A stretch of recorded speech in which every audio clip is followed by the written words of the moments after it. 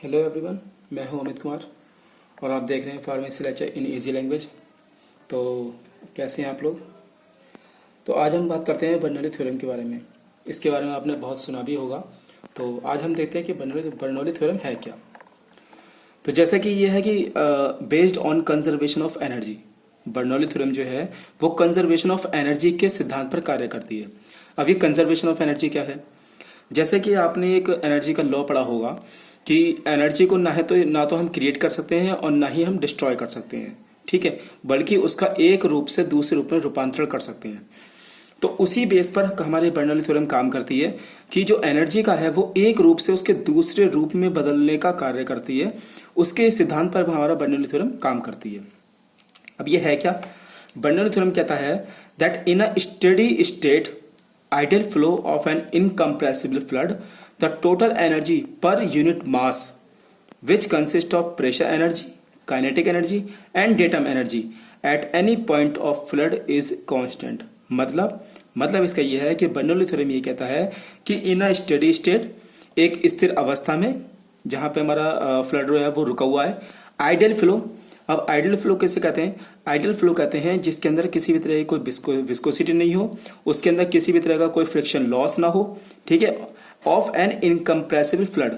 और जो फ्लड है हमारा वो इनकम्प्रेसिबल हो, वो दबने वाला ना हो। अक्सर हम फ्लड को दबाते हैं ना तो वो दब जाता है।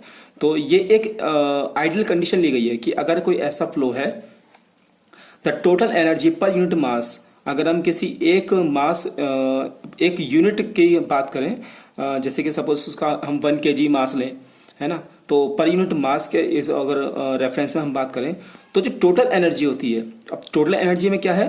प्रेशर एनर्जी, उसकी काइनेटिक एनर्जी यानी कि गतिज ऊर्जा, एंड डेटम एनर्जी जो उसके रेफरेंस एनर्जी होती है। At any point of liquid is constant, वो किसी भी पॉइंट पर उसकी जो टोटल एनर्जी होगी वो कांस्टेंट होगी। तो एक सिंपल सी भाषा में बात करें बर्नौली थ्योरम के बारे में, तो बर्नौली थ्योरम ये कहता है कि अगर किसी पाइप में कोई पानी फ्लो हो रहा है तो उसके अंदर जितनी जो उसकी टोटल एनर्जी है, यानी कि उसकी प्रेशर एनर्जी, उसकी काइनेटिक एनर्जी, उसकी डेटम एनर्जी, वो किसी भी पॉइंट पर, चाहे वो यहाँ हो या यहाँ हो, वो हमेशा कांस्टेंट रहेगी, वो चेंज नहीं होगी। ठीक है, ये बर्नौली थ्योरम का कहना है। ओके, अब बर्नौली थ्योरम है क्या, उसको हम एक्सपेरिमेंट के थ्रू कैसे एक्सप्लेन करेंगे, तो उसको अब देखते हैं। हमने माना कि ये एक पाइप है, ठीक है, एक पाइप है, उसमें एक पंप लगा हुआ है। पंप क्यों लगा हुआ है? वो अब सपोज ये जमीन है और जमीन के ऊपर एक पाइप है, तो जमीन के नीचे से पानी खींचने का ये काम करता है, ठीक है। ये पंप के थ्रू नीचे से एक पानी खींचेगा और ये वहां पर डिलीवर करेगा जहां हमें चाहिए, ठीक है। तो माना कि ये जो पॉइंट है, इसका ए पॉइंट जो कि जमीन से पानी निकालेगा, उसकी हाइट हमने मानी XA, ठीक है। वो हमारा एक इनपुट है, पानी इसके थ्रू जाएगा और पंप इसको यहाँ पर डिलीवर करेगा। जो पंप की जो हाइट है जहां पे हमें ये पानी निकल रहा है, इसकी रेफरेंस से, इसकी जमीन से जो हाइट है वो XB है, ये आउटपुट पॉइंट है, ठीक है। अब इसका है क्या? पहले हम अगर प्रेशर पॉइंट ए पर बात करें, यानी कि इनपुट साइड में बात करें, तो जो प्रेशर एनर्जी होगी वो हमारी होगी PA/G इंटू रो ए। रो ए क्या है? ए पॉइंट पर फ्लड की डेंसिटी, ठीक है, जैसे कि मैंने पहले बताया था। तो ए पॉइंट पर हमारी प्रेशर एनर्जी क्या होगी कि PA जो इस पॉइंट पर प्रेशर लग रहा है बटे G रो ए, ठीक है। पोटेंशियल को हिंदी में कहते हैं स्थितिज ऊर्जा, जो कि एक रुकी हुई ऊर्जा होती है, ठीक है। तो वो क्या होगी कि जो ए की इस जमीन से जो हाइट है वो उस हाइट के बराबर होगा, ठीक है। काइनेटिक एनर्जी, गतिज ऊर्जा, वो क्या होगी? वो होगी U²।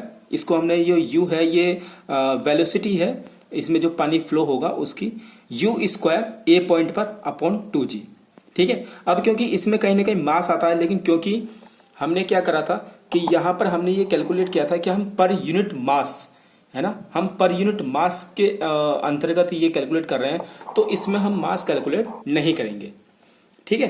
तो यहाँ पर ए पॉइंट पर हमारी कौन कौन सी एनर्जी हो गई? प्रेशर एनर्जी, पोटेंशियल एनर्जी और काइनेटिक एनर्जी, ठीक है। पोटेंशियल एनर्जी को हम डेटम एनर्जी भी कहते हैं, जैसा कि हमने डेफिनेशन में पढ़ा था कि प्रेशर एनर्जी, ठीक है, काइनेटिक एनर्जी और डेटम एनर्जी को हम पोटेंशियल एनर्जी भी कहते हैं। तो ये तो हो गया हमारा ए पॉइंट पर, ठीक है। अब बात करते हैं पॉइंट बी पर। पॉइंट बी पर क्या आता है? तो सेम चीज़ें पॉइंट बी पर भी आएंगी, यानी कि बी पर क्या है हमारा प्रेशर एनर्जी होगी, क्योंकि पॉइंट बी पर है इसलिए जो प्रेशर होगा वो पीवी होगा, और जो रो बी होगा वो बी पॉइंट पर हमारा फ्लड की डेंसिटी होगी। ठीक है, तो PV upon G rho B, और जो पोटेंशियल एनर्जी होगी बी पॉइंट पर वो होगी एक्स बी, और जो बी पॉइंट पर काइनेटिक एनर्जी होगी वो होगी हमारी U square B upon two G. ठीक है, अब बर्नौली थ्योरम क्या कहता है? बर्नौली थ्योरम ये कहता है कि जब एक पाइप के अंदर पानी फ्लो होता है तो उसका किसी भी पॉइंट पर एनर्जी कांस्टेंट होगी। ठीक है, टोटल एनर्जी जो होगी वो हमारी कांस्टेंट होगी, यानी कि इसका मतलब ये हो गया कि ये हमसे ये कह रहा है कि जो ए पॉइंट पर एनर्जी होगी वो बराबर होगी पॉइंट बी के। ठीक है, यही तो वो कह रहा है। तो अब हमने क्या करा कि जो भी हमने पॉइंट ए पर टोटल एनर्जी निकाली थी और जो पॉइंट बी पर टोटल एनर्जी, दोनों को हम रख देंगे बराबर। तो क्या रखा कि P A upon rho A into G, A point पर प्लस एक्स ए, क्योंकि टोटल एनर्जी है तो तीनों एनर्जी को हम जोड़ देंगे, X A plus U square A upon two G. ऐसे ही पॉइंट बी पर हम बात करेंगे तो जो हमने ये तीनों एनर्जी निकाली है इन तीनों को जोड़ कर बनेगी टोटल एनर्जी। तो टोटल एनर्जी क्या होगा? Pressure energy plus potential energy plus kinetic energy. ठीक है, तो यहां हमने इसको ऐड कर दिया P V upon rho B into G plus X B plus U square upon two G. ठीक है, ये हमारा एक बर्नौली इक्वेशन आ गई। बट क्योंकि हम एक रियल इक्वेशन की बात कर रहे हैं तो बर्नौली इक्वेशन तो हमारी एक आइडियल थी कि वहाँ पर किसी भी तरह का कोई फ्रिक्शन लॉस नहीं होगा और वहाँ पर जो एनर्जी होगी वो सेम रहेगी, फ्लड जो होगा वो इनकम्प्रेसिबल होगा, रुका हुआ होगा। बट रियल में तो ऐसा नहीं है ना, रियल में तो पानी से पाइप से पानी जा रहा है और निकल भी रहा है। तो ऐसी कंडीशन में क्या होगा, क्योंकि हमने वहाँ क्या ला रखा है, एक पंप भी ला रखा है। अब वो पंप क्या काम करेगा? पंप ये काम करेगा कि इसमें से जो एनर्जी इसको बढ़ाएगा। आपने देखा ना हमने घरों में जैसे हम पंप चलाते हैं तो बहुत तेजी के साथ में प्रेशर से पानी फेंकता है, तो वो क्या करता है, वो एनर्जी ऐड कर रहा है। ठीक है, अब क्योंकि पानी इस पाइप के अंदर फ्लो हो रहा है तो ऑब्वियस सी बात है कि पानी जो पाइप की दीवार है उससे पानी टकराएगा, उससे पानी टकराने के बाद कहीं ना कहीं उसका फ्रिक्शन लॉस भी होगा। ऑब्वियस सी बात है, तो कॉमन सेंस सी बात है।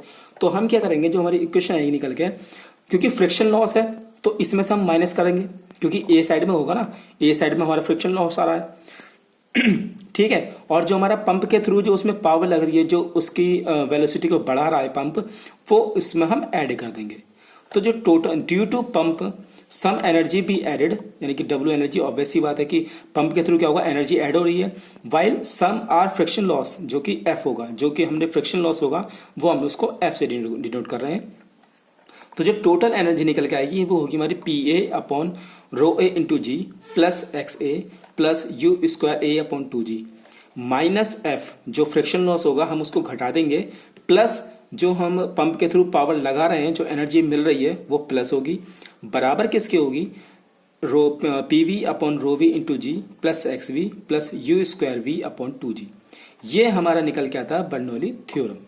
ठीक है, इसका मतलब ये है कि जो हमारे इनलेट पॉइंट पर एनर्जी होती है वो हमारी आउटलेट पॉइंट के एनर्जी के बराबर होती है।